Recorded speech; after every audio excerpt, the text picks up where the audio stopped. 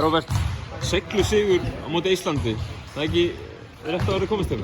Jú, við vorum bara spiluðum mjög vel og náðum við sigur. Þeir voru nú komin út tilbaka Íslandin í nokkuð skipti. Já, við bara byrjum að vera slakir í vörn og hættum að vera jafn aggressífir bara og þeir komum bara með svolítið raunana en við náðum þessu endanum.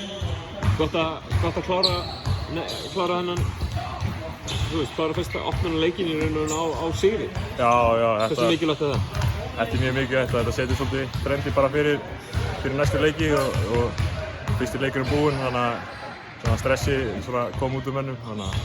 Hvernig er að vera komin á stað með landsliðinu eftir þessi miklu pásu?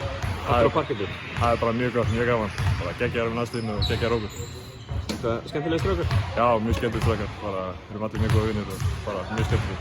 Hvernig eru aðstæður í sóttvarnarbúblunni að fara með þig? Aðstæður mjög fínar bara herbergi fínt og allt fínt bara, mjög geggjað sko. Allt gott ennþá? Allt gott. Finnland á morgun? Finnland á morgun. Erum við að búast við þeim sterkara en Esturum? Ég veit ekki, við ætlum að ná í sigur. Það er bara gott, það er í næstuðinni. Frábært, takk.